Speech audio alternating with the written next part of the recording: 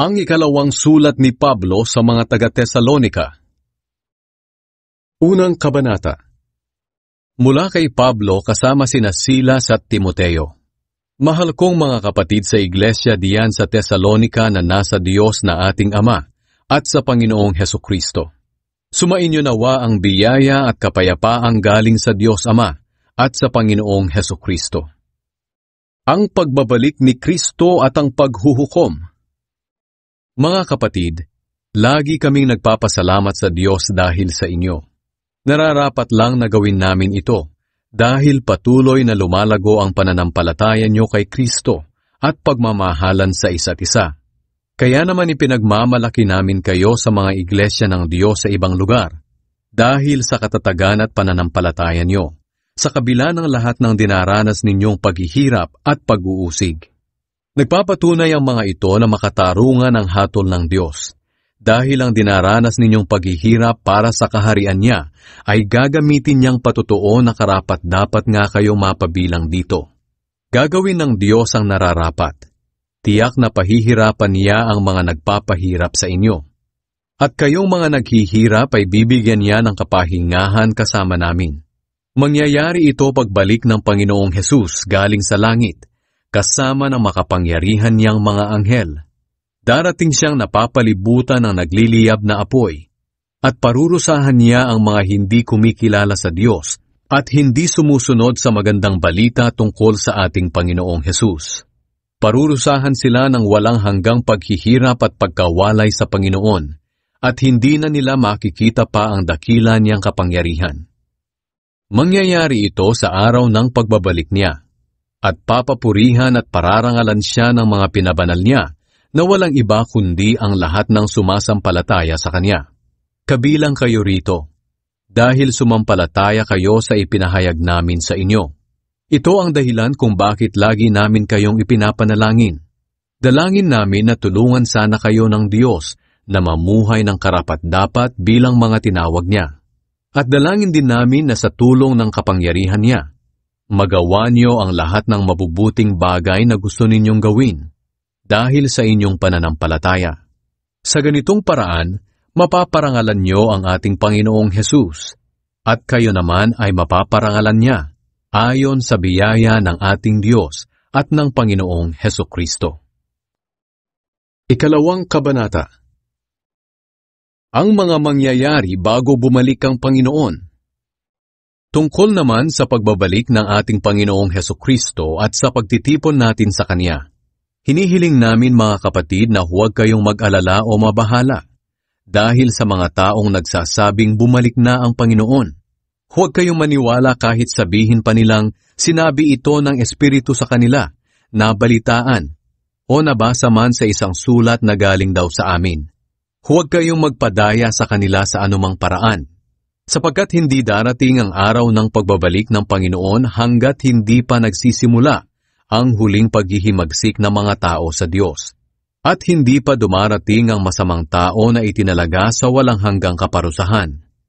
Kakalabanin niya ang lahat ng sinasamba at itinuturing na Diyos ng mga tao, at itataas ang sarili sa lahat ng mga ito. Uupos siya sa loob ng templo ng Diyos at itatanghal ang sarili bilang Diyos. Hindi ba't sinabi ko na ang mga bagay na ito nang kasama niyo pa ako riyan? Alam niyo kung ano ang pumipigil sa pagpapakita niya. Ngunit sa takdang panahon, magpapakita siya. Kahit ngayon, palihim nang kumikilos ang kasamaan ng taong ito, at mananatiling palihim hanggat hindi pa inaalis ang pumipigil sa pagpapakita niya.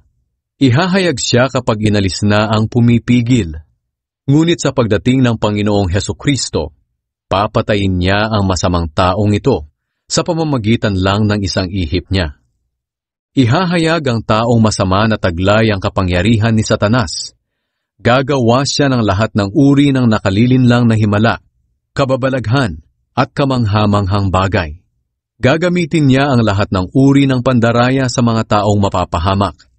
Mapapahamak sila dahil ayaw nilang pahalagahan ang katotohanang makakapagligtas sana sa kanila. Kaya pababayaan na lang sila ng Diyos sa matinding pagkalinlang para maniwala sila sa kasinungalingan Nang sa ganoon, maparusahan ang lahat ng ayaw maniwala sa katotohanan at nagpakaligaya sa kasamaan.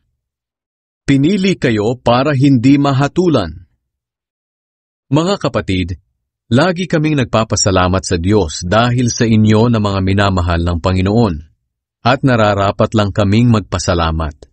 Dahil noong una pa man, ay pinili na kayong maligtas ng Diyos sa pamamagitan ng Espiritong nagpapabanal sa inyo at sa pamamagitan ng pananampalatayan nyo sa katotohanan.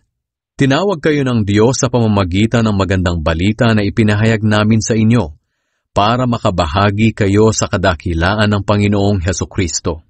Kaya nga mga kapatid, manatili kayong matatag at panghawakan nyo ang mga itinuro namin sa inyo, maging sa salita o sa sulat. Aliwin at palakasin nawa kayo ng ating Panginoong Hesukristo at ng Diyos na ating Ama. Mahal tayo ng Diyos at Siya ang nagbigay sa atin ng walang hanggang kaaliwan at kalakasan at matibay na pag-asa dahil sa biyaya niya. At naway bigyan din niya kayo ng lakas ng loob na maipahayag at maisagawa ang lahat ng mabuti. Ikatlong kabanata. Ipanalangin ninyo kami. At ngayon mga kapatid, ipanalangin niyo kami para lumaganap ng mabilis ang salita ng Panginoon at malugod na tanggapin sa iba pang mga lugar, katulad ng pagtanggap ninyo. Ipanalangin niyo rin na maligtas kami sa mga masasama at makasalanang tao, dahil hindi lahat ng tao'y naniniwala sa itinuturo namin. Pero tapat ang Panginoon. Bibigyan niya kayo ng lakas at iingatan laban sa diablo. Dahil sa Panginoon, nagtitiwala kaming ginagawa niyo at patuloy na gagawin ang mga ibinilin namin. Gabayan nawa kayo ng Panginoon para makita sa inyo ang pag-ibig ng Diyos at katatagan ni Kristo. Tungkol sa katamaran. Mga kapatid, sa pangalan ng ating Panginoong Hesukristo, iniuutos namin sa inyo na layuan niyo ang sinumang kapatid na tamad at hindi sumusunod sa mga ipinangaral namin sa inyo. Sapagkat alam naman ninyo na dapat nyo kaming tularan, dahil hindi kami naging tamad noong nariyan pa kami. Hindi kami tumanggap ng pagkain mula sa inyo nang hindi namin binayaran. Sa halip nagtrabaho kami araw at gabi, para hindi kami maging pabigat kanino man sa inyo. Ginawa namin ito hindi dahil wala kaming karapatang tumanggap ng tulong galing sa inyo, kundi para bigyan kayo ng halimbawa para sundin ninyo. Nang kasama nyo pa kami, sinabi namin sa inyo na huwag pakainin ang sinumang ayaw magtrabaho. Binabanggit namin ito dahil nabalitaan namin na ang ilan sa inyo ay tamad, ayaw magtrabaho, at walang ginagawa kundi makialam sa buhay ng iba. Kaya sa pangalan ng Panginoong Hesukristo, mahigpit naming inuutusan ng mga taong ito na maghanap buhay at huwag makialam sa buhay ng iba. At sa inyo naman mga kapatid, huwag kayong magsawa sa paggawa ng mabuti. Kung mayroon mang ayaw sumunod sa mga sinabi namin sa sulat na ito, tandaan niyo kung sino siya at iwasan para mapahiya siya.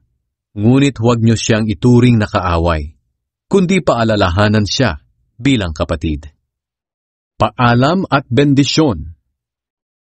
Naway ang Panginoon na pinagmumula ng kapayapaan ang siya ring magbigay sa inyo ng kapayapaan sa lahat ng pagkakataon, maging anuman ang kalagayan ninyo, at patnubayan nawa kayong lahat ng Panginoon.